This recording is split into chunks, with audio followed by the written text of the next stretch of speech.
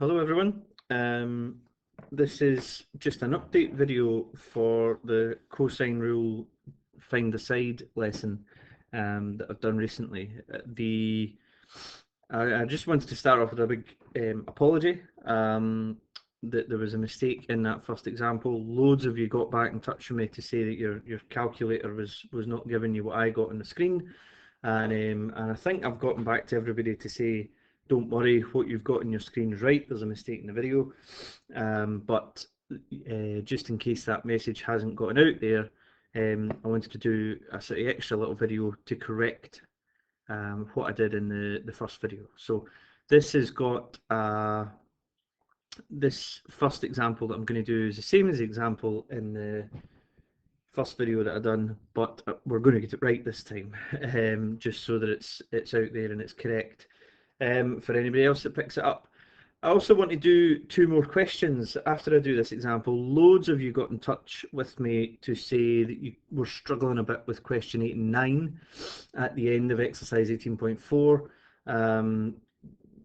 Just to, you were looking for a little bit of help. So in other words, basically to save me writing out the solution and getting photographs and send it to everybody, what I thought I would do is just include them with explanations in my video as well, because both of those examples are kind of bearings related, and we haven't done much work on bearings since S2, so it would be probably a little bit of a benefit to you to get a little bit of tuition on the bearings side of things as well, because they might keep coming up.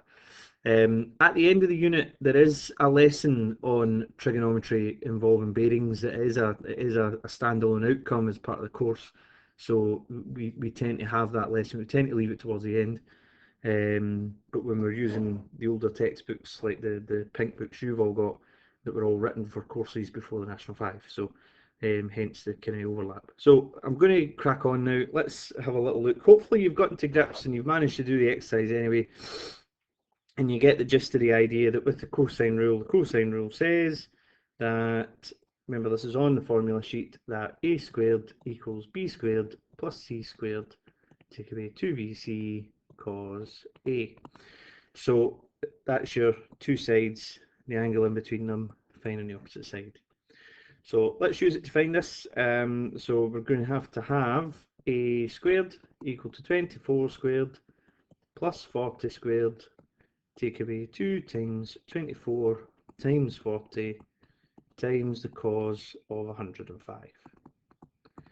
And if you do that, and this is where the mistake came in the last one, like I said, it came to 818 something or other, but you should of course get 2672.93 . So apologies about that. The reason I think that mistake happens is because I set so that there's not that awkward silence in the video where I'm picking up my calculator and typing things in. I work out all the answers before I record the video, and I think I've just looked at the wrong part of my solution or something like that. So apologies about that. I'll try and make sure it doesn't happen again. Now let's take the square root of this. Now remember not to clear the screen, we don't want any premature rounding errors creeping in, and if you do that you should get 51.7 centimetres. Okay, so that's the right solution folks, okay? Again, apologies about that in the first instance. Right, let's have a little look at question 8 for exercise 18.4. Right. With ones like this, when they don't include a diagram, the best advice is to draw a diagram yourself, right? If a diagram's not included, you should always draw one yourself, and that's actually why part A has done that. Like it's telling you, produce a sketch, because otherwise you won't understand what you're doing. So just follow the instructions. You'll have some experience of making little diagrams like this from S2, and it just has to be a rough sketch showing the key phases, the relative positions. Nothing has to be exact. You just have to kind of get things in the right place. So we've got 3 towns: Port Greenock, Dunbarton and Longbank, and we're told Port Greenock, or Greenock, don't want to get copyright issues, Port Greenock is 20 miles north of Longbank. So that means that G, we'll call that G, is 20 miles north of Longbank. And the town of Donburton lies 15 miles northwest of Longbank. Now, be very careful with this, right? And the first time when I wrote out the solution prior to doing this video, I got this wrong because I misread the question. It's easy to do, and I was so sure that I had got it right. When I checked the answers, I thought the answer is going to be wrong. But it's not. The answer at the back of the book is correct if you read the question carefully. Donburton lies 15 miles of Longbank northwest. 15 miles northwest of Longbank. So there's Longbank. Northwest is roughly in that direction. And that's where Donburton is. So that's 20 miles, 15 miles. And the question is, we have to work out how far it is from Donburton to Port Greenock. So you can see that it's teed up for you nicely here. You've got two sides. What we would really ideally want is the angle in between them. And then we could use cosine rule.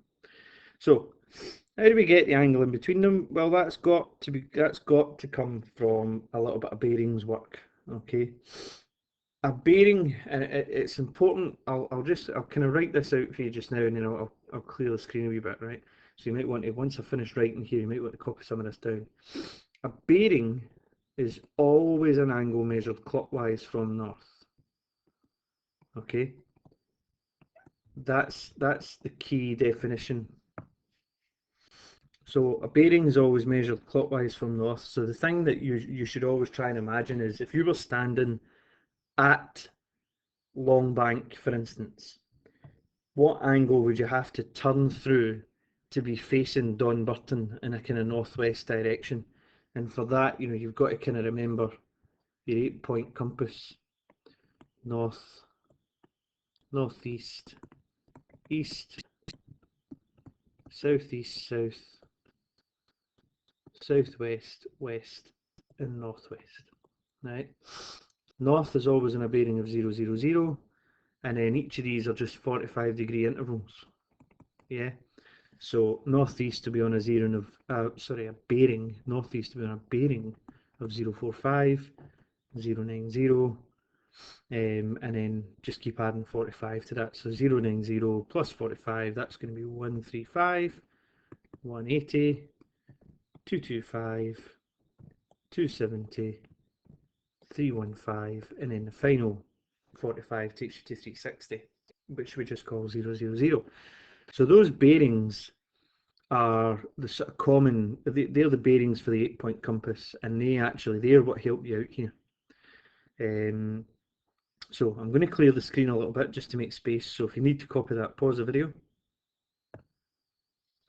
Okay, now let's return to our diagram over here. So there's Longbank, there would be your north line, right? And so the bearing from Longbank to Donburton is all the way around to northwest. That's 315 degrees. And what that means is that this little part in here must be that 45-degree interval between northwest and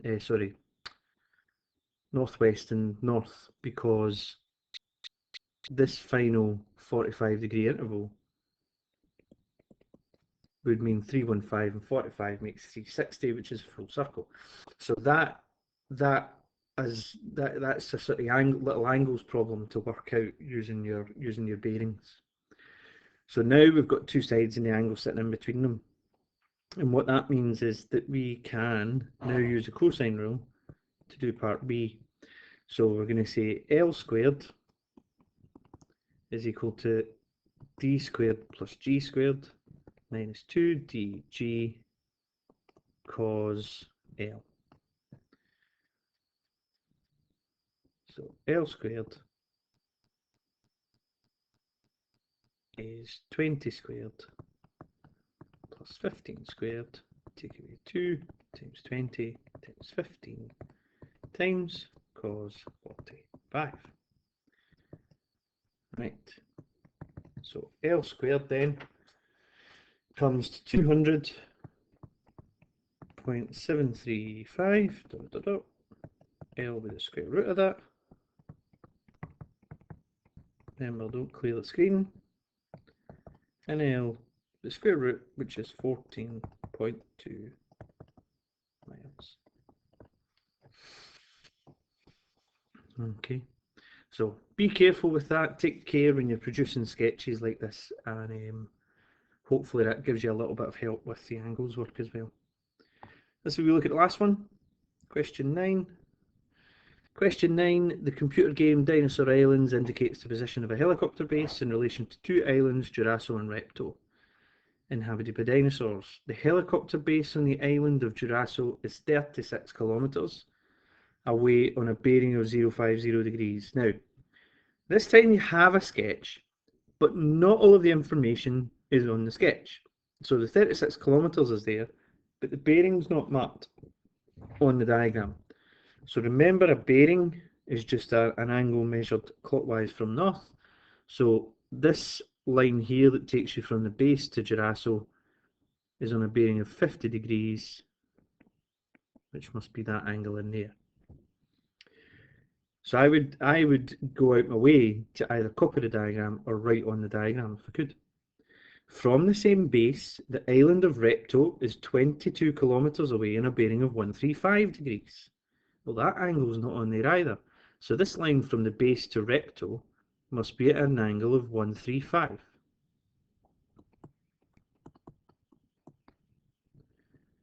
Right? So that's that information put on. Now we have to calculate the distance between Jurasso and Repto, so this side here. Now, again, like in question 8, you've got two sides, but the angle between them isn't there. So we'd have to deal with the angle information we've been given in order to work out what this angle is. So angle, we'll call it, what's that? Go J for Jurasso, B for base, and R for Repto. So angle J, B, R. Now that's this included angle here between the 36 and 22 kilometre sides. That angle has to be the difference between the 50 and the 135. Because if it's 135 from the north line to Repto and only 50 from the north line to Jurasso, then the difference between them must be the angle between the two bearings. So angle JBR is 135, take away 50, 85 degrees. Okay, there we go. That's 85 degrees in there. So that means then that we can calculate the distance between Jurasso and Repto. Remember, that's side B. So we're going for B squared. It's going to equal 36 squared plus 22 squared, take away 2 times 36 times 22 times cos 85. So B squared takes us to 1641.945.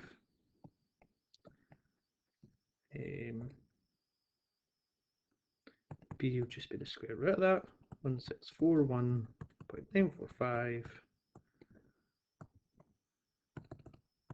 Remember, no rounding. And if we take the square root of that, we get 40.5 kilometres. Okay, so hopefully that helps you out with the kind of bearings work that seems to come up in most of these exercises. Again, as I keep saying, if you need any further help, let us know. Give us an email, and I'm more than happy to help you. All right. So hopefully that clears up any confusion that was caused by the first video.